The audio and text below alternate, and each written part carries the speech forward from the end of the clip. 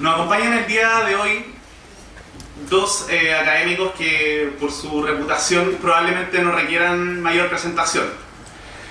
Por un lado, el profesor Fernando Atria, abogado de la Universidad de Chile y doctor en Derecho por la Universidad de Edimburgo. Y por otro lado, de local, el profesor Hugo Herrera, abogado de la Universidad de Valparaíso y doctor en Filosofía por la Universidad de Wurzburgo.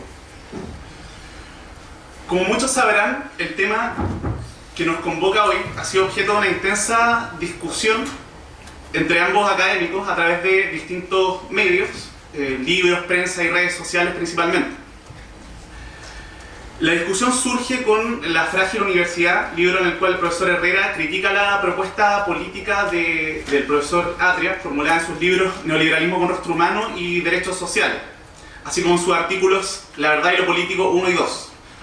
Luego de un breve enfrentamiento por Twitter a propósito de una columna del profesor que, si no me equivoco, se titulaba El Iluminado, el profesor Atria en respuesta publica una columna en El Mostrador titulada Razón Bruta, en la cual adjuntaba un texto más extenso que desarrollaba el mismo argumento de la columna.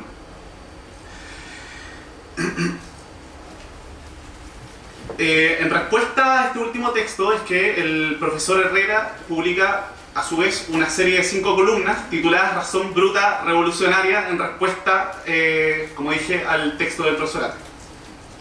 En este contexto, que surge entre un grupo de estudiantes de la Escuela de Derecho, que hemos venido siguiendo atentamente el debate, la iniciativa de organizar esta instancia de diálogo entre ambos profesores. El foro tendrá el siguiente formato. Comenzaremos con una fase de ponencias de 20 minutos por cada profesor. Comenzará el profesor Fernando Atria y luego el profesor Hugo Herrera. Luego una fase de réplicas de 40 minutos que dividiremos en intervenciones de 10 minutos, cuya finalidad es que ambos profesores puedan interpelarse. Luego daremos lugar a una fase de preguntas del público con una duración de 30 minutos y finalmente a una fase de cierre de 10 minutos por cada expositor. Comienza el profesor Atria.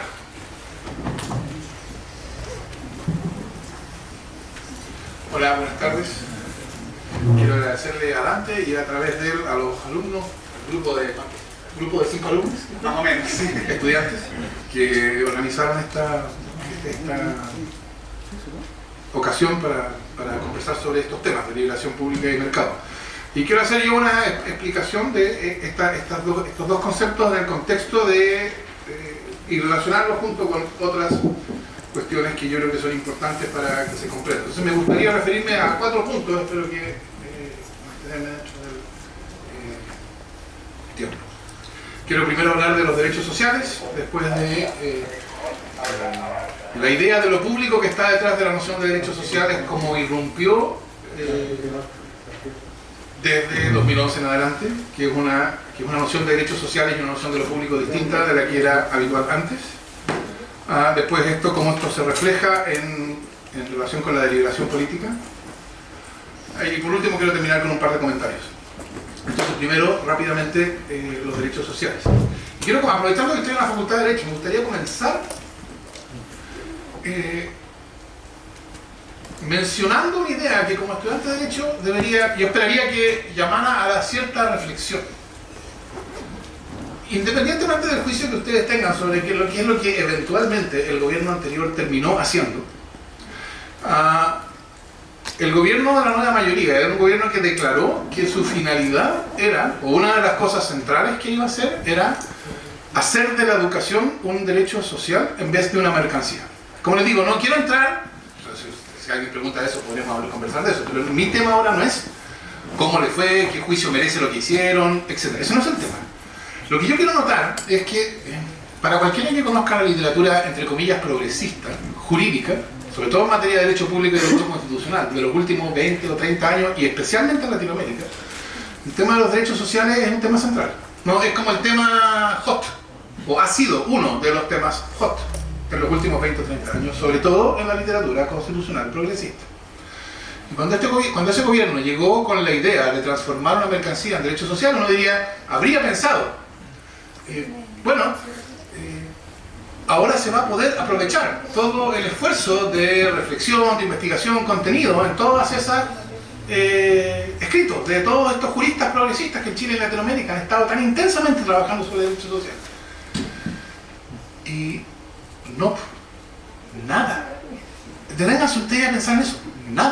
Nada de la literatura jurídico-constitucional progre sobre derechos sociales que se había producido durante los 30 años anteriores tenía ninguna utilidad. Y no porque sea mala literatura, no quiero decir eso, sino porque estaban discutiendo un tema completa y totalmente distinto. Y por estas distinciones que quiero comenzar. Lo que obsesionaba a los constitucionalistas progresistas durante esos 30 años era el tema de la justiciabilidad de los derechos sociales. Y entonces está lleno de artículos sobre si son justiciables, si no son justiciables, en qué medida son justiciables, cómo se hacen justiciables, qué dimensiones de justiciabilidad tienen, etc.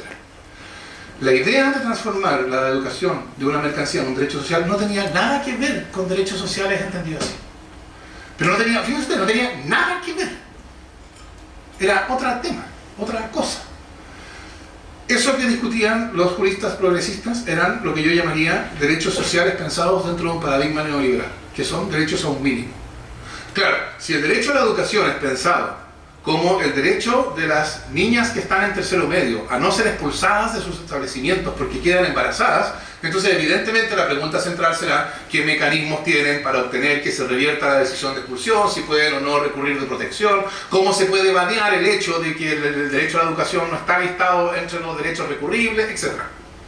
Pero la idea de transformar la educación de una mercancía en un derecho social es una idea completamente distinta, porque no se refiere a lo que un individuo puede reclamar, ojalá en sede judicial. Se refiere a la educación. ¿Cómo ha de organizarse el sistema educacional? Derechos sociales significa esto último, no lo primero. Lo primero no son derechos sociales. Los derechos sociales, lo primero, esto que se llama, entre comillas, derechos sociales, en un paradigma neoliberal, son derechos individuales con contenido prestacional. Pero no son derechos sociales. De hecho, cuando uno habla del derecho a la educación, pensado como el derecho de la estudiante a no ser expulsada, entre paréntesis, por supuesto que yo creo que las estudiantes tienen derecho a no ser expulsadas, y yo me saco el sombrero y saludo y celebro a los abogados que estuvieron dispuestos a llevar esos casos a los tribunales. No hay cuestión ahí. Pero, ¿por qué se llama eso un derecho social? No tiene ningún sentido que se llame social. Es social cuando el tema no es un título de un individuo a algo. Es social cuando el tema es cómo aparece o qué función cumple o cómo se organiza institucionalmente la educación para dar cuenta de que es algo que existe en el ámbito de lo público.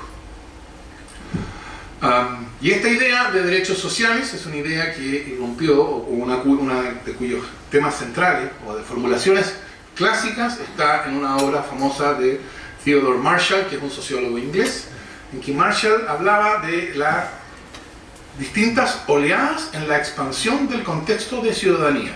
Él decía derechos civiles, derechos políticos y derechos sociales. Para hacerlo rápido, derechos civiles son derechos de igual participación en el mercado, ¿no? Igualdad ante la ley.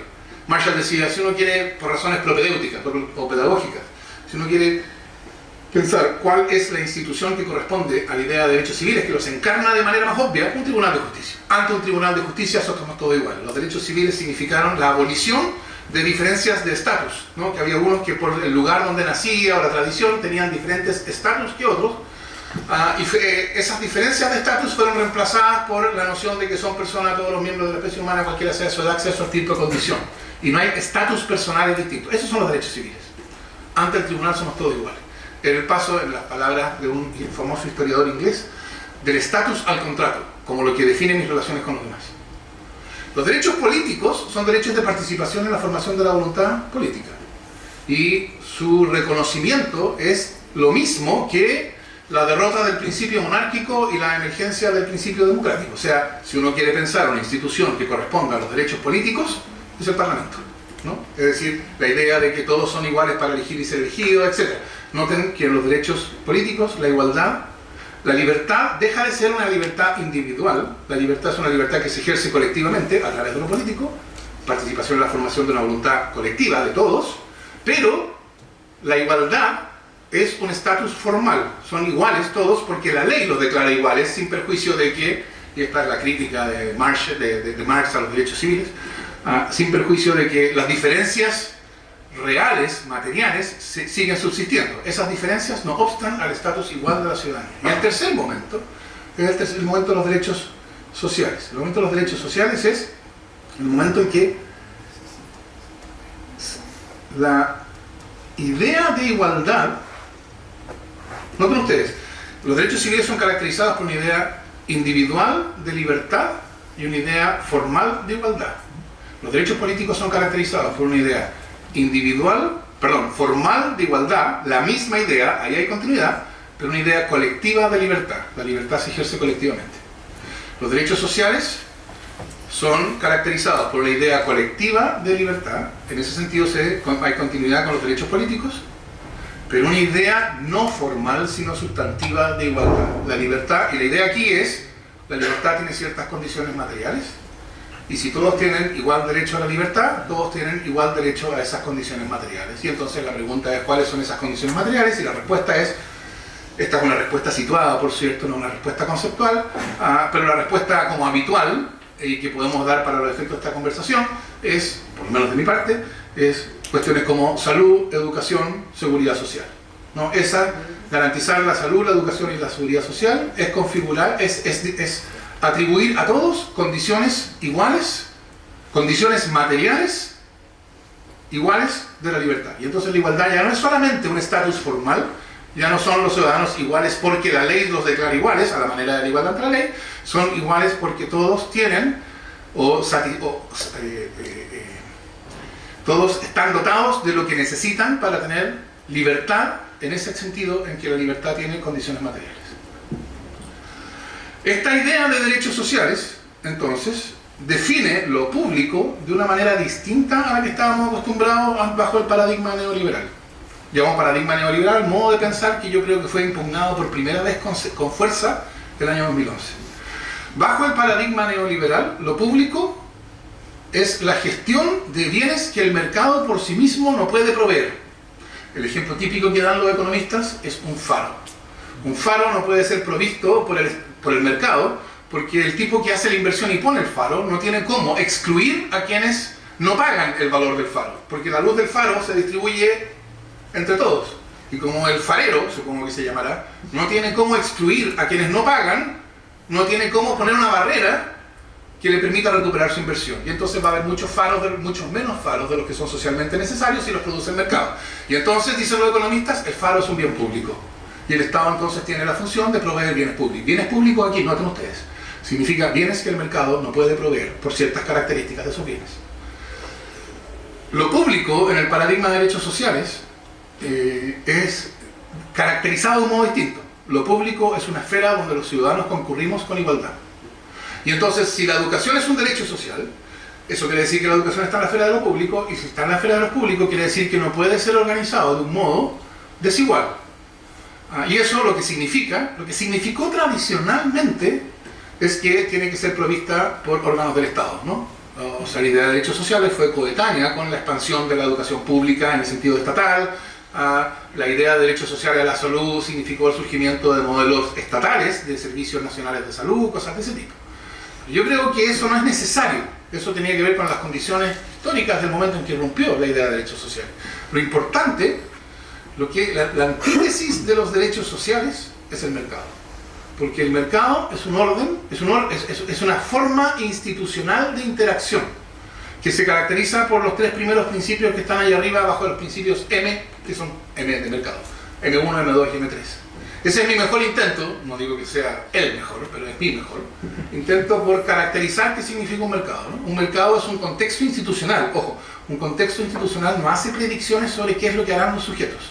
Un contexto institucional es una caracterización de las reglas, expectativas, roles y funciones que cada individuo tiene atribuidos o asignados, ¿no? Entonces, que algo esté en el mercado quiere decir que se provee a través de contratos.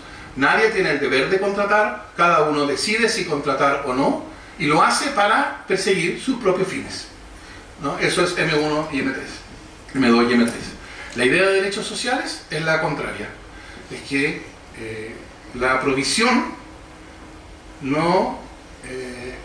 es decir, que quien provee no está legitimado para invocar su interés frente al que recibe, ¿no? Para poner casos que no son controvertidos, que obviamente no son de mercados, el registro civil no puede decirme, y esto es una descripción de la ley, esto no es moral, el registro civil no puede cobrarme a mí por un carnet de identidad todo lo que yo estaría dispuesto a pagar. Es decir, no puede poner el precio que desee, que le convenga, ¿no? El registro civil tiene que poner el precio que corresponde, y lo que corresponde es lo que le cuesta producirlo. Porque el servicio de registro civil no existe para perseguir los intereses de quien controla el servicio de registro civil. Esto no es una descripción ni pura normatividad, es una caracterización del régimen jurídico bajo el cual opera el registro civil. Por supuesto que puede haber fenómenos de captura, etcétera, porque patologías institucionales siempre puede haber, pero la lógica de los servicios públicos es la que está capturada bajo el principio DS1 ahí. Y los otros principios yo creo que fluyen bastante naturalmente. Si se trata de derechos sociales, el proveedor, el derecho que invoca el que requiere el servicio es un derecho que es anterior al contrato. En el mercado no hay derechos anterior al contrato, salvo derechos de trasfondo, como el derecho a no ser amenazado, coaccionado, etc.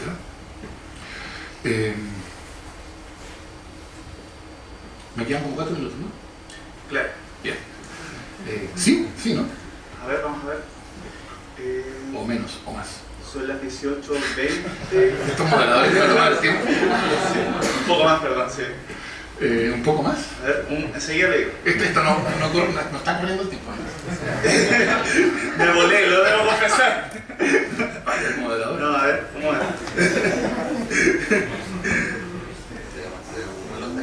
Sí, a ver, partimos como...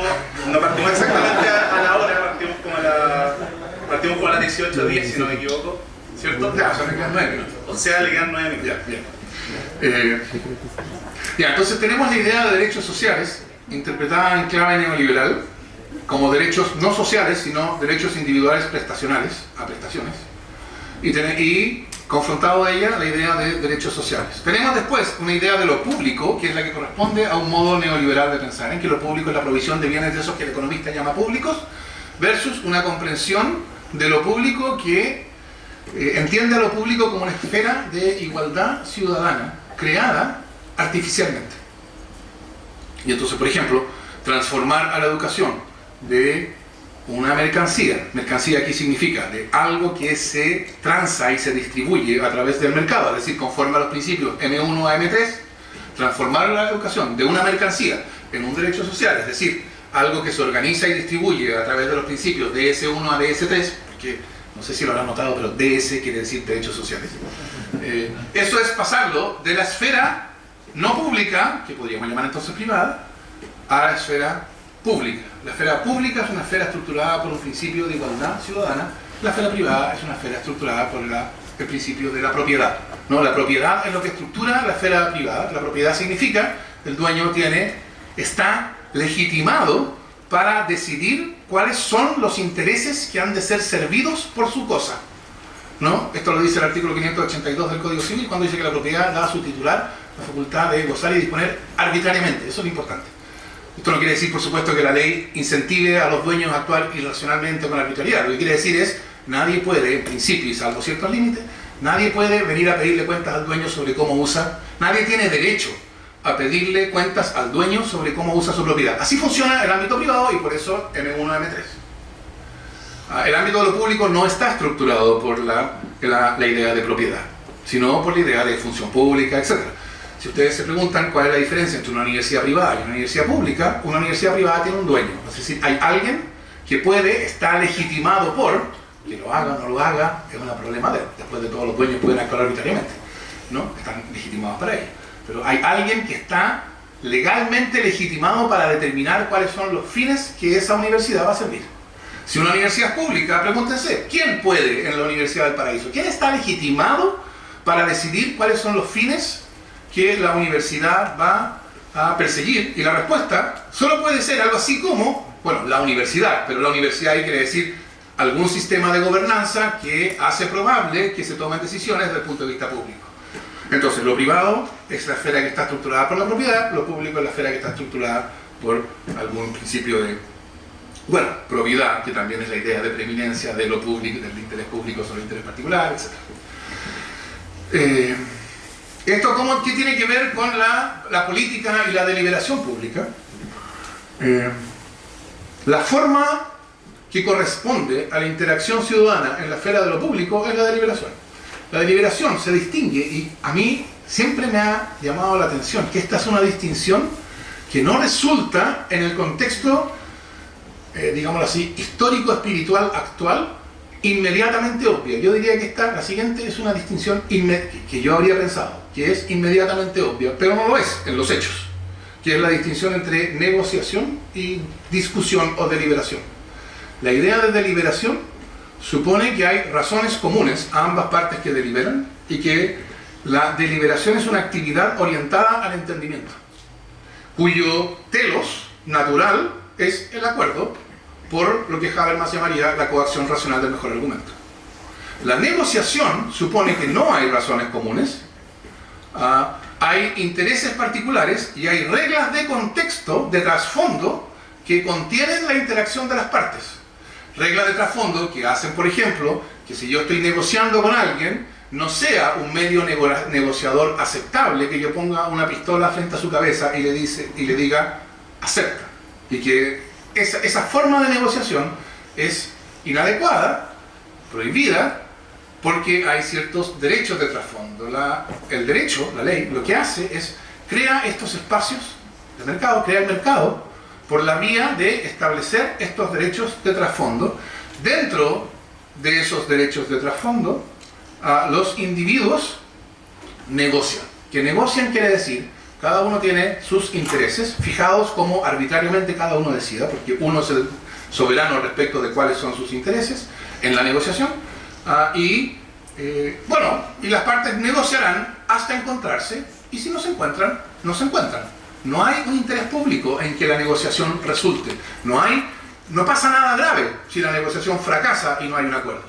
Es simplemente que cada parte que no llegaron a un acuerdo, y la idea es, cada uno irá a buscar a otra persona con quien llegar a un acuerdo. La deliberación, entonces no hay razones comunes por apelación a las cuales las partes puedan justificar sus posiciones, porque sus posiciones son autojustificantes, ¿no? Es decir, si yo como vendedor le digo al futuro comprador, al prospectivo comprador, que la cosa vale 100 y él me pregunta por qué, yo estoy perfectamente legitimado para decirle porque yo quiero 100 por ella. Yo no le debo una explicación de justicia, yo no tengo por qué explicarle por qué yo creo que es justo que valga 100. Él no tiene derecho a exigirme eso, porque la cosa es mía y los dueños pueden usar sus cosas arbitrariamente, lo que quiere decir nadie tiene derecho a exigirles accountability a los dueños. Entonces la pregunta es, la esfera pública, o mejor dicho, esta distinción entre negociación y deliberación es la manera en que se van manifestando las distinciones anteriores, ¿no? Privado, estructurado por el derecho de propiedad; público, estructurado por una idea de interés general; privado, negociación; público, deliberación. Todo esto, y ya voy a terminar esta presentación general, todo esto, yo con esto no estoy describiendo lo que realmente pasa, porque yo supongo que en algunos contextos de mercado, cuando yo voy al boliche que queda en la esquina de mi casa, que es de un tipo que se llama Ignacio Pozuelo, y yo lo conozco y él me conoce, entonces yo le puedo preguntar, ¿y cómo me cobráis tanto por esto? Y él no me dice porque yo quiero, porque en los hechos hay una relación que no es solamente de mercado entre él y yo. Si yo voy a la farmacia Cruz Verde que está al lado, ahí yo no tengo esa conversación con la persona que atiende ahí. Entonces, yo no estoy describiendo lo que pasa, yo estoy intentando caracterizar institucionalmente un contexto de mercado y un contexto público, con la finalidad de que podamos hablar de derechos sociales, del mercado, de un modo que no sean solo eslóganes o etiquetas.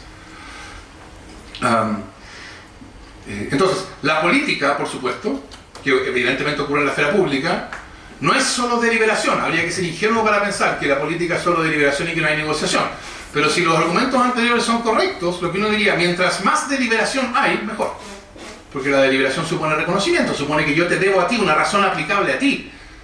Ya, no sé si ustedes se acuerdan en la campaña cuando había primarias en la nueva mayoría para elegir al candidato y Claudio Rego era uno de los candidatos y le preguntaban por qué se oponía al matrimonio homosexual y él decía, porque yo soy una de esas personas que cree que el matrimonio es entre un hombre y una mujer. Y con eso zafaba de la pregunta del periodista.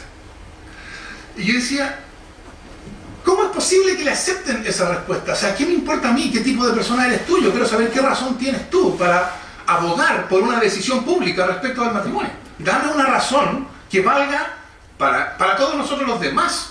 No nos interesa que tú nos digas qué tipo de persona eres, nos interesa que nos digas qué tipo de razones crees tú que hay que son aplicables a todos. La deliberación supone reconocimiento. Y el reconocimiento es lo que caracteriza la política. Si no hay reconocimiento, no hay política. Lo que hay es guerra. Guerra que puede ser fría o no fría. O sea, las armas pueden ser metralletas o pueden ser votos. Pero si no hay reconocimiento, la política no es política. Me queda, según el cálculo que hizo, 40 segundos. McIntyre comienza su libro After Virtue, tras la virtud, que si ustedes me permiten citarles recomendarles solo un libro, yo les recomendaría ese, con lo que él llama una historia inquietante. Él dice, imagínense que había una reacción popular contra la ciencia. Y que entonces, porque se le culpa a la ciencia, no sé, bueno, algunas personas culpan a las vacunas de brutalidades, ¿no? Y entonces, esta reacción popular lo que hace es destruye las bases sociales de la ciencia. Quema los libros, cierra las bibliotecas, mata a los científicos, destruye las universidades, etc. Y pasan 30 o 40 años y empieza a haber una especie como de reacción contra esto. Y dice McIntyre, algunas personas ilustradas intentan recuperar la ciencia, pero son personas que nunca han hecho ciencia porque están muertos todos los científicos. Entonces, ¿qué es lo que encuentran ellos? Pedazos. Encuentran números medio quemados de revistas, descripciones parciales de un experimento, etc. No encuentran trozos y empiezan a hacer lo que ellos creen que es ciencia a partir de esos trozos. Entonces ellos hacen algo que creen que es biología o física o química y el punto de McIntyre es lo que ellos están haciendo ya no es ciencia porque la ciencia desapareció. La ciencia no es una idea, la ciencia es una práctica social. Supone ciertas cosas. Y si esas cosas no están, no puede haber ciencia. Digo esto porque yo creo, esto es lo que yo le explico en mi texto, La razón bruta, que la discusión es una práctica social también. Y yo creo que lo que se ha mostrado en los últimos 4 o 5 años, yo creo que esto es un efecto del gobierno de Bachelet, el segundo, que puso en cuestión cuestiones que antes no se habían puesto en cuestión. Ha mostrado que la discusión también es una práctica social y que las condiciones para la discusión son cada vez menos existentes. Y por eso, en mi experiencia, ha sido tan difícil lograr que haya comunicación en esta discusión y que cuando discutimos sobre lo que cada uno dice, estemos discutiendo lo que uno dice y no estemos discutiendo las ideas que el otro espera encontrar. Muchas gracias. Muchas gracias, profesor Arria. A continuación. Muchas gracias, Dante, a los organizadores y a la escuela. Para mí es un agrado poder exponer aquí donde estudié y quisiera volver un poco y centrar la exposición, tengo algo escrito para no pasarme demasiado, sobre el tema de la discusión y cómo ha sido su secuencia. No lo voy a reconstituir en su orden, pero quiero enfocarme en ella y dar por descontado algunos conocimientos más o menos básicos que por la exposición del profesor Arria quedan además referentados hasta cierto punto. Hace casi un siglo, en medio de la catástrofe de la derrota alemana y el tumulto de la agitación estudiantil, un viejo Max Weber pronunció en Múnich una conferencia cuyas palabras resuenan hasta hoy. De la vocación por la ciencia se llamaba. Ante quienes buscaban guía en tiempos inciertos, frente a los que clamaban por rutilantes líderes y conductores, advirtió el severo maestro con modestia sobre los límites de la razón. También sobre lo que llamó los profetas de cátedra, profesores que encontraban satisfacción en dirigir estudiantes ansiosos por respuestas y que se sentían excluidos de las sobrias tareas de la reflexión y de la crítica por medio de pares. A veces me he temido que el autor ante el que me encuentro ahora esté afectado por ese síntoma. Me lo he tomado cuando ha esquivado la discusión simplemente diciendo que no se lo ha entendido. El mote que usa el profesor Atria de que hay que reproducir fielmente lo que dice no aplica necesariamente. Como probablemente no se le escapará a él ni a los lectores, ocurre que los textos pueden implicar conclusiones no advertidas por el propio autor, o incluso que entran en contradicción con lo que él mismo afirma. Ocurre que, una vez formulados los argumentos, ellos ingresan en la esfera del escrutinio público, y es una tarea de ese escrutinio determinar los alcances y los eventuales errores que los afectan. Una comprensión mínimamente consciente de su poder y sus límites no puede sino ver en el esfuerzo por declarar que aquí no es posible discutir, porque no se habría interpretado al autor como el autor quiere, un apresurado afán retórico, o peor aún, acrítico, dogmático, en el extremo, cual he dicho, iluminado, de quien ha creído alcanzar una evidencia que lo exime de justificación. También he temido que estemos ante un profeta de cátedra, donde el profesor Atria esquiva la discusión diciendo que mis argumentos o los de otros son expresión o función de poderes fácticos. Peor aún, cuando se ha puesto a sí mismo, y sin el mínimo decoro, a la altura sideral del genio de Oscar Wilde, o a la de un Joseph Raz, cuando el profesor corrige a una alumna, o cuando en medio de discusiones ya desencadenadas afirma no estar discutiendo. Por eso celebro esta ocasión, pues permite precisamente esto, entrar en el nivel más moderado del examen reflexivo sobre las posiciones esgrimidas, antes con el objeto de clarificar que de, digámoslo, envalentonar. Espero que mi interlocutor no diga hoy que no estamos discutiendo. La tarea de la filosofía es difícil, cuesta arriba, penosa. Volver sobre las propias condiciones de la comprensión, examinar reflexivamente el mérito de los discursos y sus premisas es menos atractivo que el entusiasmo de las frases al viento y las visiones del futuro. Ese ejercicio reflexivo, hasta molesto, puede ser afectado además por ataques, por llamarlo de algún modo, y Atria lo he hecho así, ataques bajo la razón, cual golpes bajo la cintura. A esto es lo calificado como razón bruta. Se puede estar o no de acuerdo con su diagnóstico y con el hecho de si se le aplica o no a ciertos ejercicios de crítica y propuesta. Sin embargo, también hay una brutalidad de la razón misma. Hay una razón que, cautivada por sus rendimientos, por la eventual consistencia de sus pensamientos, termina remontándose hacia sus construcciones, desconociendo en todo o en parte la realidad, las situaciones concretas y los otros en ellas. En la omisión de este problema, me parece que radica una deficiencia fundamental del planteamiento político del profesor Atria. En esta exposición me concentraré en 5 puntos de lo que han sido mis consideraciones críticas de lo que se ha sostenido. Primero, moralización política.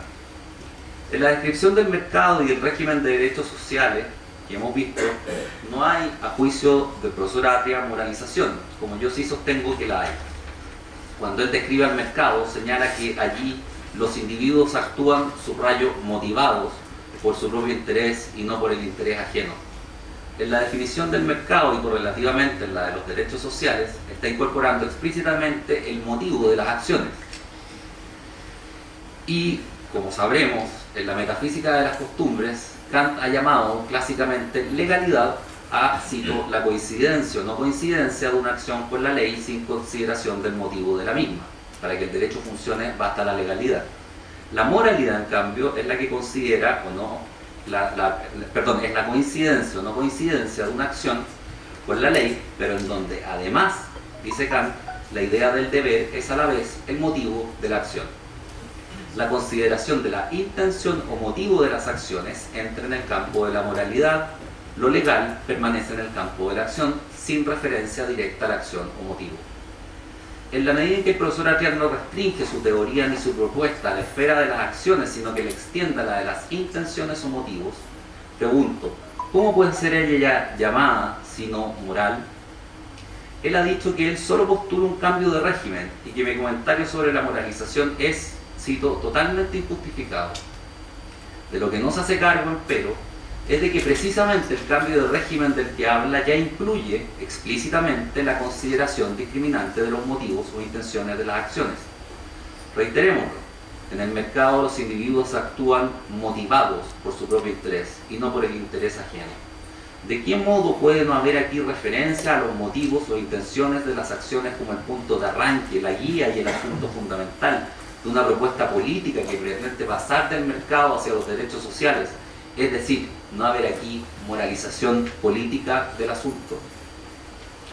Ante la consideración de que estamos en presencia de una propuesta política en la que se busca alterar los motivos humanos con el fin de alcanzarse, en definitiva, lo que él llama el reconocimiento recíproco universal, surge la pregunta siguiente: ¿no existe un riesgo de que la propuesta de Atria devenga la base de una política opresiva?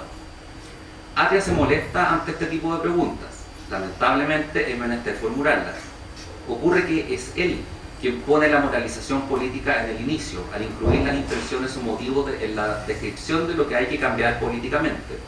Y es él quien pone esa moralización política en el final, cuando remite a la idea de un reconocimiento recíproco universal y a una común humanidad hacia los cuales hay que dirigirse. Es él también el que plantea que el paso de la situación actual a la situación final requiere un desplazamiento coactivo del mercado, desplazamiento cuyo fin es explícitamente la alteración de las intenciones o motivos de las acciones. Una política como la que propone Atria es hostil con el interés individual, al cual reprime y con el cual, en la medida en que el proceso de emancipación avance, va siendo incrementadamente reprimido. No se detiene Atria a reparar en la relevancia de ese interés. Los individuos hallan en sí mismos un clamor por distancia, un anhelo por espacios, tiempos, paz, lo mismo que por experimentar estética, productiva y afectivamente fuera de relaciones específicamente políticas. Se trata aquí en la contemplación teórica y estética, en la invención creadora, en la experiencia de la intimidad, en los lazos estrechos de la complicidad, en la atención a la propia e insondable interioridad psíquica de un campo de vivencias de plenitud fundamentales para una existencia auténtica y con sentido. Esa dimensión privada es también requisito para una vida interior nutrida, recién luego de la cual se puede acudir a la esfera pública y contribuir a ella con más de la reiteración de lo que se dice. En tanto se trata de experiencias de sentido distintas de lo político, esa existencia privada emerge como un aspecto constitutivo específico del despliegue humano. El interés individual en cuanto tal es, en principio, no un mero interés como un hecho neutral, o peor aún, negativo, disolvente o destructivo, sino un interés en principio legítimo, no necesariamente inmoral, sino antes la base de un modo válido de pensar y de actuar. Esto es lo que resulta precisamente soslayado en la propuesta política de Atria. Ella discrimina ese interés de manera directa al entenderlo como inmoral y ponerlo como lo que debe ser superado en el avance hacia el reconocimiento radical y universal. Para Atria, el progreso consiste en que los individuos logren, en definitiva, entender sus intereses como comunes, es decir, como compatibles con el interés universal, como pasables por el rasero de lo universal, o sea, en que se purgue lo singular que irremediablemente implica el interés individual. Todo el esfuerzo de Atria está puesto en esta tarea, la de hacer entender que no hay intereses individuales legítimos, sino en cuanto pasan por la manga del interés universal. La discriminación política del interés individual se vuelve posible precisamente gracias a que las intenciones o motivos de las acciones han sido vueltos asunto directo de la política y ya no han de ser dejados en paz, sino hasta la consumación final de aquella tarea. 2. Deliberación pública. He inquirido si acaso la deliberación pública aloja en ello un potencial opresivo y alienante. La respuesta de Atria es la siguiente: que basta que la deliberación sea plena, o sea, no afectada por corrupción externa, para que el reconocimiento del otro sea pleno. Mi pregunta, en cambio, se dirige precisamente a determinar si basta esa plenitud o no para tal reconocimiento. Lo que estoy poniendo en cuestión es la posibilidad de un reconocimiento pleno en una deliberación plena. Esta pregunta es de la máxima importancia porque, como me parece, la deliberación es un proceso generalizante, ya lo vio Kant. Considera solo los aspectos generalmente admisibles de la existencia, aquellas creencias que resultan validables hasta el público. Dejan, pero fuera de ella, facetas de la existencia indudables y significativas. Ni la eterna imprevisibilidad de las situaciones concretas, como dice Plessner, ni la singularidad de los individuos, como dirá Derrida, son homogéneas por la generalidad de la deliberación, de tal suerte que siempre en ello ocurrirá una obliteración, se ejercerá una violencia sobre esas situaciones e individuos. reparar en esa heterogeneidad y en esa violencia es condición de una política y un derecho que, en la precisa medida en que son conscientes del potencial obliterante y manipulativo de la deliberación, puedan aminorar la violencia. Más aún, y en sentido amplio, dado que tanto el mercado, no hay que desconocer esto, cuanto la deliberación pública son generalizantes, es menester tener una clara lucidez sobre el potencial obliterante y violentante del mercado y de la deliberación. Solo entonces resulta posible llevar adelante con pertinencia el complejo arte de diseño y las permanentes adecuaciones y correcciones dirigidos a facilitar la suspensión de los dispositivos generalizantes cuando ellos dañen el espontáneo despliegue de las situaciones y los individuos. 3. Concentración del poder.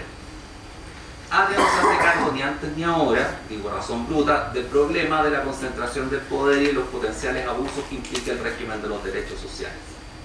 Él pretende haber hecho una defensa del mercado. Plantea que se debe remover el aspecto alienante del mercado, su dimensión cruel, en tanto que criterio de distribución. Y es cierto que afirma que debe conservarse un segundo aspecto, o puede conservarse un segundo aspecto del mercado, como esfera de intercambio no forzado. Los derechos sociales no impiden que haya instituciones privadas, sin embargo, se las somete a un régimen específico. El régimen de derechos sociales solo es posible en la medida en que de un modo coactivo se desplaza el control de la fuente de los recursos económicos desde los privados, los individuos y la sociedad civil, al fisco. El desplazamiento del control importa una concentración del poder político y el económico en las mismas manos, el Estado. Entonces la apología de Adria del mercado como un espacio de libertad deviene palabra impotente. Está hablando de individuos y de una sociedad civil en manos de la decisión de agentes del Estado. Hay que agregar aquí lo que esto significa además en un país como Chile, sin una burocracia muy profesional y muy centralista. Adria escribe con cierta ingenuidad: defender la idea de derechos sociales no me obliga a buscar eliminar el mercado. Bueno, pero si se repara en lo dicho, es su descripción del mercado como alienante la que lo obliga a superarlo.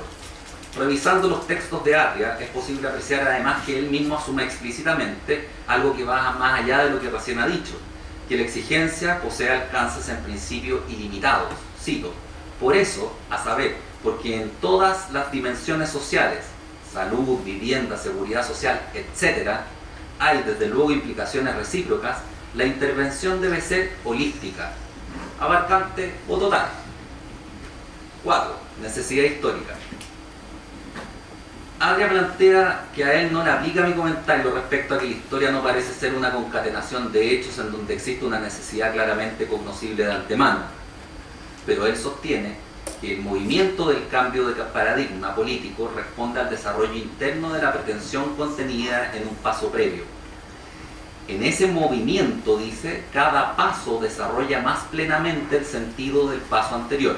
Repárese en la expresión. El avance conduce hacia el estadio emancipado transcurriendo en una serie de pasos.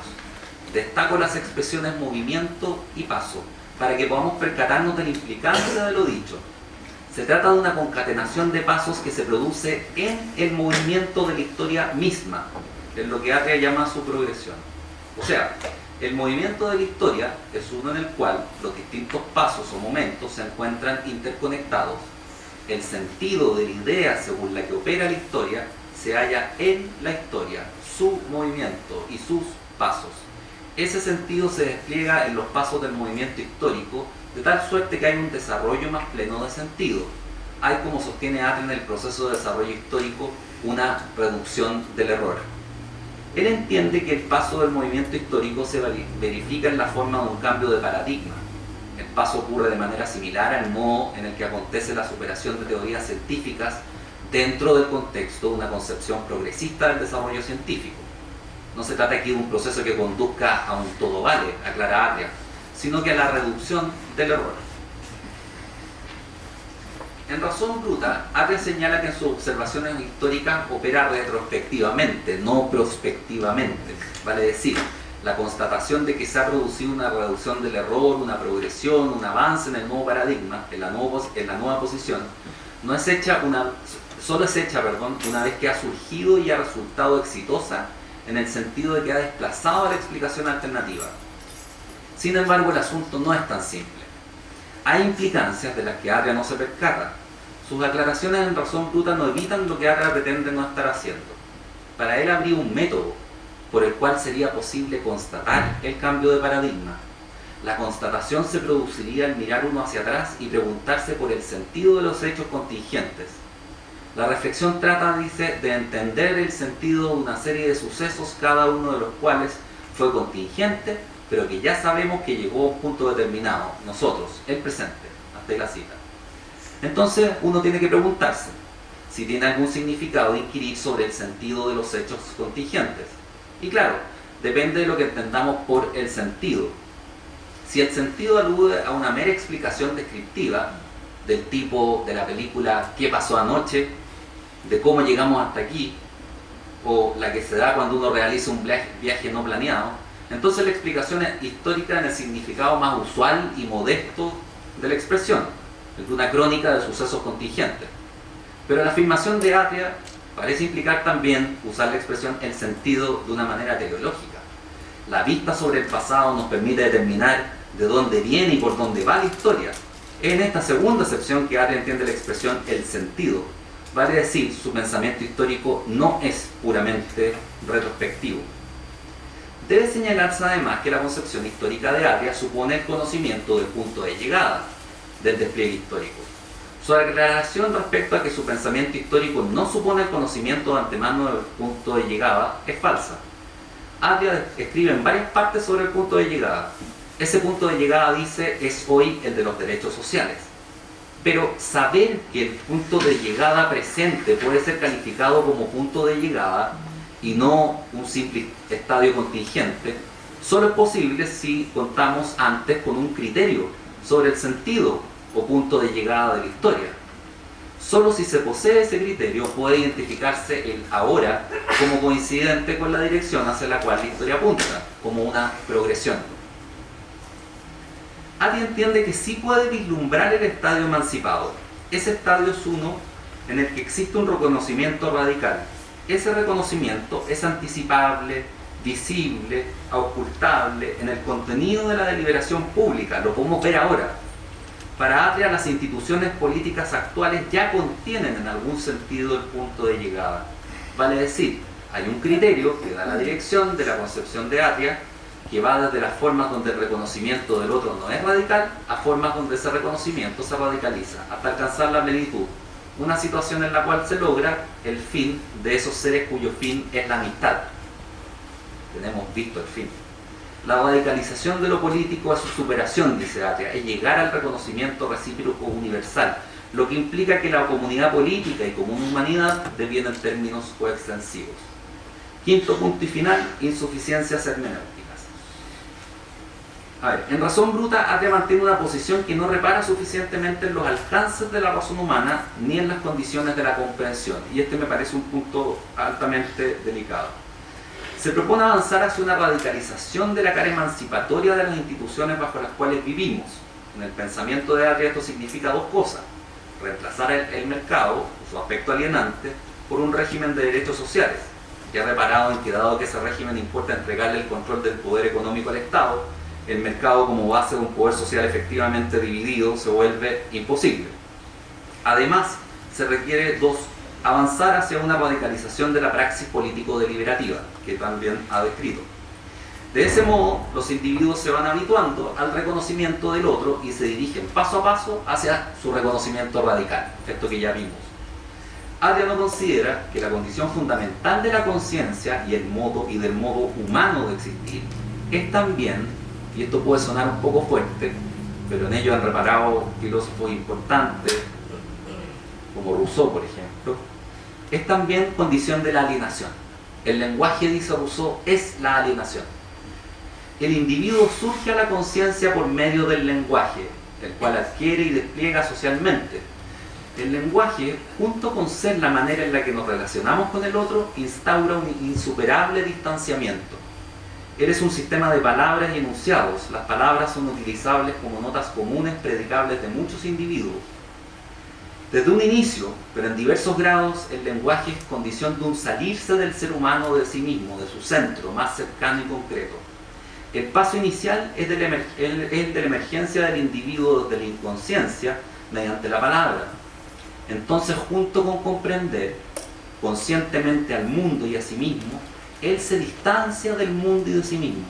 Puede nombrarse, determinarse, ponerse en cuestión, objetivarse. En el lenguaje hay una violencia originaria, una obliteración primordial que introduce al individuo en un sistema de signos en la precisa medida en que lo saca de la inconsciencia. O sea, sin lenguaje no hay desarrollo de la conciencia. Con lenguaje hay desarrollo de la conciencia, pero alienada respecto de lo que podríamos llamar la identidad primigenia del ser humano. En cierto sentido, digo, el lenguaje es la alienación. El tigre está tranquilo consigo mismo, o puede estarlo. El ser humano, en tanto es consciente, ya no está tranquilo. Tiene que tranquilizarse. Es desde esta situación irremediablemente alienada, distanciada respecto de sí, que el ser humano entra en relación con otros. La esfera pública, junto con ser, cual ilustraba Kant, el campo de superación de particularismos, esto lo decía en respuesta a la pregunta ¿qué es ilustración?, es también un ámbito extremo de distanciamiento del individuo respecto de su interioridad originaria.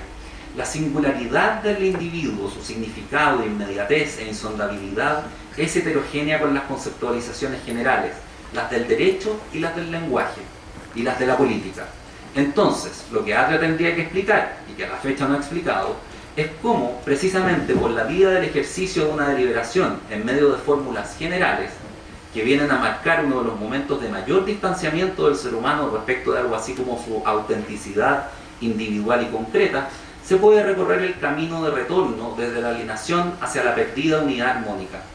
La superación de lo institucional a la que Atria apunta, porque es hacia allá, hacia donde apunta, es en último término imposible, pues supone la superación de la institución primordial, el lenguaje.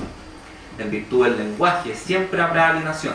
El yo se encuentra distanciado respecto de sí mismo y del otro, y por la palabra y la regla, la opresión de lo concreto, de lo auténticamente otro, bajo las fórmulas generales estables, es insuprimible. Atria no repara en este asunto, lo omite, se queda simplemente insistiendo en la superación de la alienación del mercado, y entiende que una alteración de las condiciones alienadas de existencia bajo el mercado permitiría el despliegue de una deliberación pública que ya no sería alienante, de la que cabría esperar el reconocimiento radical del otro, en circunstancias que mientras haya lenguaje y obliteración, tal reconocimiento es, como diría Derrida, imposible. Balance. Me queda una página. ¿Qué se busca lograr con el paso desde el mercado al régimen de derechos sociales y con el avance de la deliberación pública hacia su plenitud? Algo que estaría anticipado en el régimen de los derechos sociales y la deliberación pública, un cambio fundamental de las intenciones o motivos por los que actúan los seres humanos, a que dejen atrás el interés puramente individual como motivo de sus acciones y pasen a actuar según el interés general. La propuesta política de Atria, incluido el desplazamiento del mercado de áreas enteras de la vida social, la instauración de los derechos sociales, el avance del proceso deliberativo, el reconocimiento radical y la común humanidad como telos de esta propuesta, todo coincide en la transformación de la conciencia de los individuos, de sus intenciones o motivos. ¿Qué queda fuera de esta propuesta? Primero, una existencia republicana, una en la cual el poder pueda estar eficazmente dividido y existan espacios adecuadamente garantizados para la libertad del individuo y de la sociedad civil. El desplazamiento del mercado y la instauración de los derechos sociales concentra el poder político y económico en manos del Estado. Fuera queda también, en la propuesta de Atria, la singularidad de los individuos. El individuo al que apunta Atria es un ser pasado por las generalizaciones, cual Marx puede decir del comunismo: estamos aquí ante la verdadera solución de la contradicción entre individuo y especie. Solo cuando se lo purga de su singularidad, cuando se deja de lado toda referencia a su interioridad significativa e insondable, puede recién alcanzarse el reconocimiento recíproco universal y ser tal individuo parte de la común humanidad, en el modo insuprimible de un sometimiento alienante, una violencia que lo aleja en un grado formidable de su posible autenticidad. Muchas gracias. A la fase de réplicas, que dura 40 minutos y se dividirá en pequeños espacios de 10 minutos, intervenciones de 10 minutos. Comienza el profesor Atria y la idea es que se interpele. O sea, que se produzca un diálogo en el fondo. Bueno, el profesor Herrera decía que espera que mi interlocutor, o sea, con comillas, o sea, que yo, no diga que no estoy discutiendo, pero no depende de lo que yo diga. Que haya discusión o no supone que haya proposiciones que se encuentran recíprocamente, ¿sí? Y que lo que él dice se encuentre con algo de lo que yo digo. Y lo que yo he escuchado, el profesor Herrera está hablando de otra cosa, que suena súper interesante, súper profunda, pero no es lo que yo estoy hablando. Por lo tanto, por eso esa fue digamos, todos los detalles, las citas, ustedes los podrán encontrar si les interesa. Razón Bruta, que precisamente no es un libro que haya sido publicado porque no contribuye al avance del conocimiento. Es simplemente aclarar todas estas cuestiones. O sea, ahora me entero, ahora parece que estoy entendiendo, que toda la cuestión de moralización descansa en que ahí en DS, en M1 aparece motivados por. Borren motivados por y pongan persiguiendo. Los individuos actúan persiguiendo su propio interés. U otra, los individuos están legitimados para actuar en persecución de su propio interés. Pregúntense ustedes, ¿cómo ustedes podrían estudiar derecho de contratos sin asumir que el derecho de contratos supone que los individuos actúan en persecución de sus intereses? ¿Por qué la mora purga la mora? ¿Por qué en los contratos bilaterales van vuelta a la condición de no cumplirse por una de las partes de lo pactado? ¿Por qué la acción pauliana? ¿Por qué se sospecha del deudor en el plazo anterior a la cesación de pagos? ¿Por qué será todo eso? ¿Por qué no creer en la buena fe del deudor justo antes del periodo de cesación de pago? ¿Por qué no pensar que el comprador va a querer pagar? ¿Por qué tiene que haber todo un sistema de acciones y cosas para el caso de que el comprador no pague? ¿Por qué no hay un conjunto de acciones para el caso mucho más reducido? Para el caso de que el vendedor no quiera recibir el precio, está bien, tiene que pagar por consignación, pero no hay mucho más. Bueno, porque yo diría es como la parte, el 101 del derecho de contratos, que el derecho de contratos es un contexto institucional para que los individuos persigan sus intereses. Entonces, es moralizar decir el derecho de contratos es un contexto en el cual los individuos están legitimados para perseguir intereses. Es moralizar decir que los directores de sociedades anónimas tienen el deber de actuar en función del interés de la sociedad y no del interés propio, ni siquiera el interés de los accionistas que los eligieron. ¿Eso es moralizar? Bueno, si eso es moralizar, yo estoy moralizando. Así como sería pura moral el derecho comercial. O sea, todo el derecho corporativo sería moral. Es una bien curiosa caracterización de moralidad, porque probablemente los abogados más cínicos son los abogados que se dedican al derecho corporativo, ¿no? Cínico en el sentido inglés, ¿no? Cínico que no creen en nada de la moral, que simplemente todo lo que funciona es lo que funciona. Entonces yo todo lo de la moralidad creo que en el caso de lo que yo he dicho es impertinente. Está bien, puede ser que a lo mejor yo lo mantengo ahí porque para mantener la continuidad en esta conversación, pero puede ser que ya está bien, asumo mi error. Los individuos actúan persiguiendo su propio interés. Las instituciones hacen transparente, esto soy yo hablando, ahora sí, las instituciones hacen transparente cuestiones y de ese modo hacen que los individuos aprendan sobre sí mismos. Esto suena totalitario. Yo creo que esto es lo que quiere hacer el profesor Herrera. Busca en lo que yo he escrito con qué conectar con qué mencionar de modo de conectar con los prejuicios de sus lectores. Y sus lectores opinan que todo autor, entre comillas, de izquierda es un actor que es A, totalitario, B, que tiene una visión totalmente determinista de la historia. Pero yo lo estoy diciendo en un sentido mucho más obvio. Y si eso es moralizar, bueno, Malaya, como diría José Joaquín Ugarte, que le gusta esa palabra, ahí la vendí yo, Malaya. Por ejemplo, cuotas. ¿Por qué la ley creó cuotas de género para el Congreso? ¿Y por qué la ley creó cuotas por 4 o 5, creo que son, elecciones? Solamente 4 o 5 elecciones. ¿Es que después de 4 o 5 elecciones no importa la igualdad de las mujeres? No, el supuesto, otra cosa si va a funcionar o no, pero el supuesto es cuando empiece a haber mujeres en el Congreso, en una cantidad más considerable de las que había, entonces los ciudadanos vamos a ir aprendiendo que después de todo, fíjense, las mujeres sí pueden actuar en público. Y que no hay ningún problema en que haya diputadas mujeres.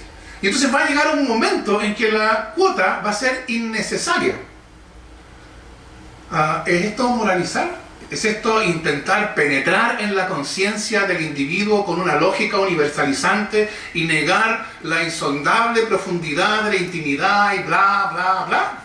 No, esto es simplemente decir, las instituciones configuran un espacio común y los individuos aprenden a actuar en ese espacio común. Y entonces, cuando discutimos sobre instituciones, tenemos que preguntarnos cuál es la finalidad, qué es lo que aprenden los individuos cuando se educan en un sistema educacional de mercado. ¿Qué es lo que aprenden sobre qué es ganar o perder? ¿Qué es lo que aprenden sobre que le vaya bien o mal en la vida? ¿Qué es lo que aprenden? En fin, ¿qué es lo que aprenden? Esa dimensión, no digo que sea la única, no creo que sea la única de hecho, pero creo que es una dimensión fundamental cuando discutimos políticamente, porque cuando discutimos políticamente estamos discutiendo sobre formas institucionales de nuestra vida en común. ¿Sigo? Tengo varias cosas, entonces no sé el sistema, pero tengo varias respuestas, porque aunque la verdad es que todo lo que tengo que decir es más o menos igual. De hecho, la declaración inicial del profesor Herrera a mí me sorprende, ¿no? Él dice que no se le aplica esto de que para poder discutir es necesario poder reproducir fielmente lo que el otro dice. Está bien, por cierto, esto va de suyo, por cierto, y esto está dicho como 47 veces y media en Razón Bruta, por cierto, un autor puede estar diciendo por implicación cosas de las cuales no es consciente, eso es evidente. Pero, ¿cómo voy a yo responder lo que el otro dice si no soy capaz de reproducirlo, de entender lo que el otro está diciendo? Que el profesor Herrera se sienta liberado de la carga de entender lo que yo estoy diciendo, que es como yo leo su autodeclarada liberación, que no se le aplica el deber de reproducir fielmente lo que critica. Bueno, muestra que él tampoco tiene interés en discutir. Por supuesto que deba reproducir fielmente no quiere decir que tenga que hacerlo a la manera en que lo hace Hart en el contexto de derecho, que tiene que gastar capítulos y un capítulo entero describiendo la teoría de Bentham-Austin. No, hay distintas estrategias, distintas formas estilísticas, pero diría la condición número uno de una discusión es la capacidad de, por lo menos, reproducir en su cabeza y no actuar como si estuviera tratando de entender al otro, más que de encontrar las palabras, porque el profesor Herrera, si ustedes van a la Frágil Universidad, encontrarán que su forma habitual de cita es, él cita palabras, o dos o tres palabras en el mejor de los casos. De repente cita una frase, pero una oración con sujeto y predicado es bien inusual que cita. Él cita palabras. Por ejemplo, él cita la palabra vicios, que yo ocupo, y dice, Atria usa la palabra vicios. Porque claro, él quiere conectar con el prejuicio que tiene su lector de derecha, que piensa, si es de izquierda, entonces tiene que querer moralizar y pretender entrar con un sacacorcho en la cabeza de las personas y sacar esas cosas de la cabeza, porque es totalitario, los gulags, Solzhenitsyn en Siberia. Todo eso yo creo que yo me siento a veces cuando lo leo como Billy Budd, speechless. No tengo mucho más que decir, por eso yo me resistí a reaccionar, no responder, reaccionar a los comentarios que él y otros intelectuales de derecha hacían, y al final lo hice, bueno, porque si no resulta que, si no respondía era iluminado. Y como ustedes habrán escuchado, salvo en la parte final, no hay mayor referencia a los argumentos a las reacciones de Razón Bruta, lo cual muestra que no tenía mucho sentido escribir ese texto. Así que la verdad es que yo lo tomé más bien como un ejercicio terapéutico. Yo no entiendo tampoco lo de esto de que la deliberación tiene que negar la singularidad. Hay cuestiones que son importantes, sí.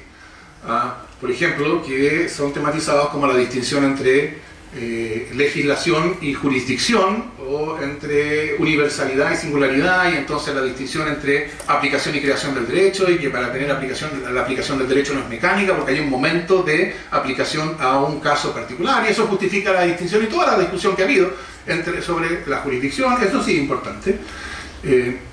Supongo que la manera en que el profesor Herrera querría afectar el modo de vida en común cuando se tratara de dejar un espacio para la insondabilidad de cada uno, sería por la vía de ofrecernos a nosotros, supongo yo, porque una posibilidad es, claro, que la imponga él unilateralmente. La otra posibilidad es que él nos dé las razones por las cuales él cree, por ejemplo, que es razonable y humano que haya una esfera donde todos nosotros podamos vivir nuestras vidas sin rendirle cuentas a nadie, cosa que yo también he dicho en mis textos y que es importante. Yo creo que es constitutiva del humano que podamos no rendir cuentas a nadie de algunas de las cosas que hacemos. Supongo yo que si él quisiera alegar por la importancia de eso, lo que él tendría que hacer es ofrecernos razones. Ofrecernos razones es lo mínimo que le podemos pedir a él, como una manera de que él reconozca que no vive solo. Entonces, que si quiere que vivamos todos juntos de alguna manera, nos debe alguna razón de por qué habría de ser bueno para nosotros que vivamos de esa manera. Y por último, hay mucho más que decir o reaccionar. Lo de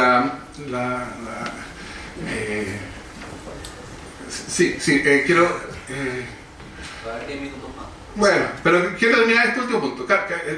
Esto de la idea de que yo tengo un conocimiento de la historia que es necesaria y determinista. Ojo, que también corresponde a la idea de lo que un marxista piensa, ¿no? El marxista piensa que develaba las leyes de hierro de la historia, y etcétera, etcétera. Y entonces él dice, pero fíjense ustedes que Atria habla del punto de llegada. Yo hablo del punto de llegada, por ahora los derechos sociales. ¿Por qué el punto de llegada? Bueno, porque estamos hablando desde ahí. Es decir, estamos hablando hoy día de derechos sociales. Habrá un cuarto momento. Derechos civiles, derechos políticos, derechos sociales. Tengo ahora que presentar el juego, un libro sobre derecho animal. Será un cuarto momento, una expansión de la ciudadanía que yo todavía no anticiparía, y no sería capaz de predecir, en que vamos a entender, como muchos animalistas que publican en ese libro, que se lanza el jueves, creen que el concepto de ciudadanía debe incluir a los animales, y entonces cuando eso sea así, cuando eso se realice políticamente, desde entonces miraremos para atrás y entenderemos, ahora podemos hacer sentido, no sentido en el sentido mecánico de fin de la historia, sino sentido de que la historia que lleva hacia nosotros, en la historia que lleva hacia nosotros se van desarrollando ciertas ideas. Y entonces entenderemos que cuando se hablaba de derechos políticos, se hablaba de una manera torcida, demasiado injustificadamente limitada, porque ahora entendemos, dicho desde ese cuarto momento imaginario por ahora entendemos que los derechos de ciudadanía incluyen también a los animales, y durante todo ese tiempo pensábamos que no era una discriminación arbitraria. Miren qué hemos aprendido. Entonces, cuando yo hablo de nuestro punto de llegada, por ahora, el de los derechos sociales, lo que estoy haciendo es usar, por así decirlo, un indexical. Ahora. Estamos hablando ahora, porque yo escribo ahora, ¿no? Ahora, por referencia a las discusiones en las cuales estamos. Leer, entonces, en eso, una gran teoría de la historia, o una conciencia, o haber pretendido desvelar el sentido del progreso histórico es totalmente injustificado. El punto sobre los paradigmas, y aquí sí que termino. El punto sobre los paradigmas, la verdad es que este es un caso casi gracioso, porque ni Herrera ni Daniel Mansuy, que es el otro que tematiza este punto muy intensamente, hacen alusión de que esto es una idea que yo tomo, Derecho Social y Educación toma de Taylor, que a su vez toma Taylor de McIntyre. No, ellos no se meten con Taylor y con McIntyre, porque a Taylor o McIntyre jamás le dirían, por supuesto, que creen en el desarrollo necesario de la historia. Y el problema para Taylor y para McIntyre es un problema bien obvio. Si la idea de paradigma es correcta, eso tenía un problema cuando Kuhn la formuló. El problema era cómo hay o no hay racionalidad en el paso de la física newtoniana a la física de Einstein. Porque pareciera, este era el problema, pareciera que la racionalidad de ese paso, de un paradigma a otro, supone un tercer criterio, un criterio independiente de ambas teorías que permita juzgar y permita decir esta teoría es mejor que esta otra, por lo tanto pasar aquí.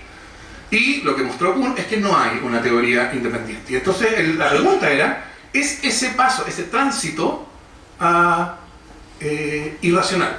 Y la tesis de McIntyre, que vía Taylor llega hasta derechos sociales, es posible que ese paso sea racional, aún asumiendo que no hay un tercer criterio independiente.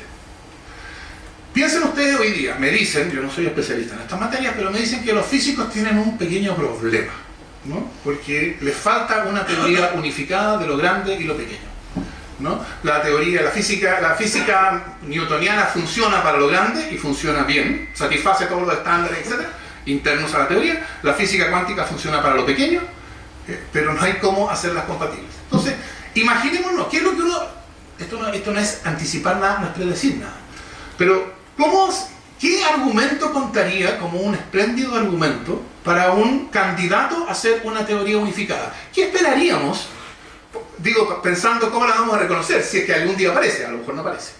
Pero, ¿qué es lo que mostraría que esa teoría es una buena teoría unificada? Bueno, una de las cosas que mostraría eso sería que esa teoría unificada pudiera explicar por qué en este momento nosotros tenemos una teoría para lo pequeño, una teoría para lo grande y no tenemos cómo compatibilizarlo, ¿no? Es decir, una teoría se valida frente a otras retrospectivamente también. Esto no es una predicción. Una teoría se valida frente a otra retrospectivamente porque hay una relación de asimetría. Una puede explicar los problemas de la otra. Y esto no tiene nada de mágico, ni de predictivo, ni de nada. El ejemplo de Taylor es el paso de una teoría aristotélica del movimiento, conforme a la cual no hay movimiento sin motor, que tenía muchos problemas, por ejemplo, para explicar cómo se movía la bala que salía de la boca del cañón, porque ya no había un motor que la estaba empujando, ¿no? Entonces la pregunta para ellos, ¿cómo se mueve? ¿Por qué se mueve la bala una vez que sale de la boca del cañón?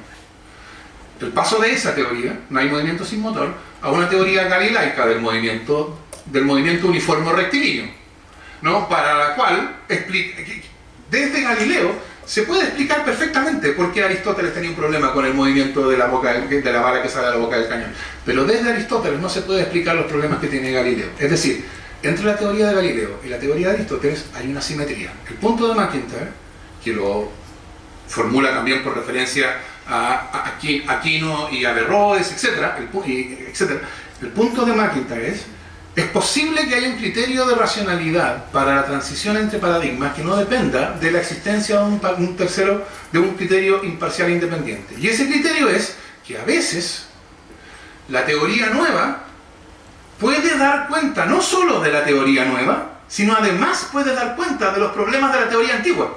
Pero la teoría antigua no puede dar cuenta de la teoría nueva. Entonces, dice Taylor, eso muestra que pasar de la teoría antigua a la teoría nueva es ganar en el entendimiento. Porque ahora entendemos no solo la teoría nueva y lo que ella explica, sino también entendemos los problemas que antes teníamos y que no entendíamos. Así como si imagináramos la posibilidad, no estoy prediciendo, de que surgiera una teoría unificada. Cuando surja, una de las maneras en que se va a validar es que ahí vamos a entender por qué tienen los físicos hoy día el problema que tienen. ¿Cómo se llega de eso? Atria conoce el desarrollo completo de la historia y sabe perfectamente cuál es el resultado y el punto de llegada y el camino a él, etc. Bueno, yo creo que es precisamente por el hecho de que esto que estamos teniendo no es una discusión, porque no se encuentran los argumentos. Es simplemente un esfuerzo del profesor Herrera de encontrar en lo que yo he escrito palabras de las cuales poder colgar indicaciones que intenten hacer clic con los prejuicios de sus lectores. Profesor Herrera, pone algunos minutos adicionales. El estratega. Sí, lo primero es que quisiera volver un poco a insistir en lo que he dicho al inicio. O sea, efectivamente, para que una discusión saque algo en limpio, si se puede decir así, es importante hacerse cargo de los argumentos. Hacer alegatos a la galería, hablar de ejercicio terapéutico al escribir un libro. Yo no sé cuáles serán los problemas del profesor Atria o de un bla bla bla, etc. No sé si aclara demasiado al asunto que estamos discutiendo. Decir que yo he dicho que él sabe perfectamente cómo va a suceder la historia, eso es una burda caricatura. Respecto a los dos puntos... Perdón, si me pasa, si tuviera una copia del artículo yo podría citarlo en vez de decir hablar de recuerdo, ¿sí? Si la tuviera por escrito. Quiero decir que tengo que hacer referencia a tus ideas, y para hacer referencia las tengo que mencionar, pero no tengo todo en la cabeza. Entonces, si yo tuviera una copia de eso, podría decir... Bueno, si tú crees que en algún momento dije que tenías un conocimiento perfecto de cómo iba a acontecer toda la historia, eso es falso, digamos, lo aprovecho de aclarar si no te quedó claro aquí. Respecto al asunto de los derechos de los contratos, efectivamente se trata de un ejemplo que no aplica porque es la generación de una situación permisiva, precisamente una que va al contrario de lo que tú dices. O sea, donde los motivos son indiferentes. Mi punto es este. Mi punto es que en distintas partes, no solo en la definición de ahí, de M1, digamos, los individuos actúan motivados por el propio interés, que de partida no se zanja con la reformulación que hiciste persiguiendo su propio interés. Bueno, la intención de perseguir su propio interés es una intención, así que el problema no se zanja con la nueva formulación. Déjame seguir. No se zanja con la nueva formulación. Es parte de una argumentación total, en donde a partir de una consideración, que si uno analiza con cuidado los textos, incluso como hacían los idealistas, guardando las proporciones por supuesto, con Kant pero yendo más allá de Kant, si uno analiza los textos, uno puede encontrar al menos en 5 momentos que hay una formulación idealista o moralizante del sujeto. Primero, lo voy a citar para que quede claro y espero que hagan acto de fe de que no estoy tergiversando y citando palabras sueltas del profesor Ávila. Primero, cuando hablas de que hay una corrupción del ser humano, que ha ocurrido una transformación de seres cuyo fin es la amistad en seres joesianos, tú estás suponiendo una inclinación no dañina con el otro, que se corrompe, o sea, hay una corrupción interior, porque supongo que no tiene que ver con que le salgan garras o no a los seres humanos, que es interior, y que termina con seres humanos que acaban siendo lobos para sus semejantes, o sea que actúan como eventuales psicópatas o al menos egoístas de cuidado.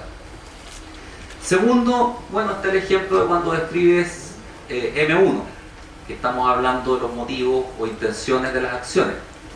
Pero no solo eso, tú mismo haces esa descripción como parte de una propuesta política, porque aquí no se trata de expandir M1, de expandir el campo en el cual el interés individual pueda desarrollarse sin cortapisas, sino de restringirlo, porque se trata precisamente de ir avanzando de un paradigma en el que los derechos sociales tengan más importancia que el paradigma de mercado. O sea, hay una propuesta política que carece de sentido si no tiene más valor un interés general que el interés puramente individual. Tercero, cuando hablas de la deliberación pública, dices que ahí, y esto es, podríamos decir, una idealización durante el camino, los individuos se van acostumbrando a entender su propio interés, perdón, el interés del otro como si fuera su propio interés. Y yo me pregunto, ¿no hay moralización aquí? ¿Cómo puede entenderse esto sino como que los individuos se vayan volviendo más generosos? Yo me pregunto, ¿cómo se puede entender esta expresión sin decir que los individuos se van entendiendo como más generosos? O sea, van entendiendo el interés del otro como si fuera el interés propio. Estamos hablando de moral. Por último, para resumir, el telos de tu propuesta termina siendo el reconocimiento recíproco universal. El reconocimiento recíproco universal. O sea, allí donde esta idea de que los individuos entiendan el interés propio como plenamente coincidente con el interés del otro, se consuma. ¿Qué es eso sino escrutar en la esfera de los motivos? Más aún, en toda tu propuesta, lo que estás proponiendo, o lo que estás planteando es avanzar hacia allá. Esa es la dirección hacia la cual se pretende apuntar en la propuesta. Entonces, yo andaría con más cuidado en decir que aquí no hay moralización política, digamos. O sea, uno podría decir esto: el cambio, la alteración de las intenciones, de los motivos, de las conciencias de los individuos, y esto que lea, que lo lea quien quiera leerlo, digamos, no le estoy hablando a compinche, es el objeto central de tu teoría, de punta a cabo, digamos. Los derechos sociales no se explican sin esta articulación. La idea de deliberación pública como unidad de reconocimiento del otro no se entiende, y donde el interés individual va siendo absorbido o pasado por el interés general no se entiende, y no se entiende tampoco ese telos del que sí efectivamente hablas, digamos, que es la dirección hacia la cual hay que apuntar. Después, claro, no te haces cargo, me parece, del asunto del problema de la división del poder. O sea, yo creo que cuando estamos hablando de política, si no nos hacemos cargo con pertinencia de la cuestión de la división del poder, estamos haciendo una política que puede presentar peligro. Y eso, insisto, no solo a mis amigos o a mis lectores, digamos, no sé quiénes serán mis lectores, el público universal de los lectores usualmente, quiénes serán mis lectores, pero eso debería inquietar a cualquier autor que entre con pertinencia en la discusión política. Pero uno lee y claro, efectivamente tú abogas por el mercado, pero solamente por el mercado en cuanto a propiedad privada, pero no por el control de los recursos económicos. En el tema universitario esto puede ser muy pertinente. Si quien concentra todo el poder de financiamiento es el Estado entonces respecto del sistema universitario tiene el control político y el control económico. Y si eso depende, como hoy día depende, de funcionarios políticos, entonces habría que preguntarse si ese es el mejor sistema en el cual vamos a estar tranquilos, digamos, de que la libertad académica y la libertad de eventuales proyectos institucionales va a poder prosperar, o acaso no son mejores otros regímenes.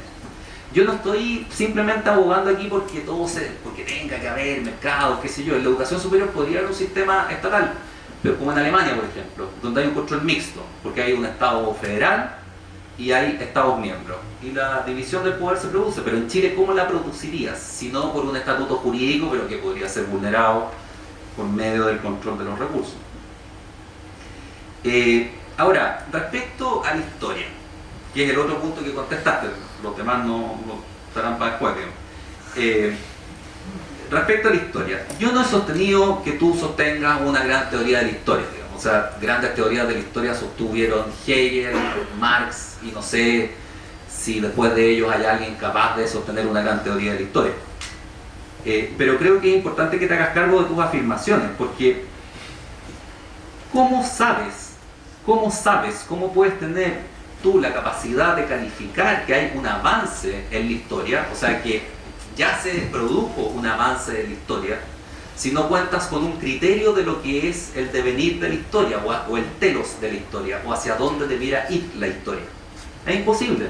Si no tienes un criterio para saber hacia dónde debe ir la historia, y tú parece que lo tienes porque lo repites aquí y allá, entonces ¿cómo sabes que lo que ocurrió cuando se instauraron los derechos sociales fue un avance en la historia y no un retroceso? Alguien podría decir, derechos sociales como los que Ana propone terminan, por ejemplo, vulnerando la libertad en ciertos ámbitos, la libertad académica, por ejemplo, cuando todo lo controlan los funcionarios partidistas, y a lo mejor sería más adecuado un sistema de financiamiento mixto, donde se allegan más recursos, pero garantizando mínimos comunes razonables para todos. Y entonces los derechos sociales serían un retroceso. Podrían ser un ¿Y cómo retroceso. sabes que son retrocesos?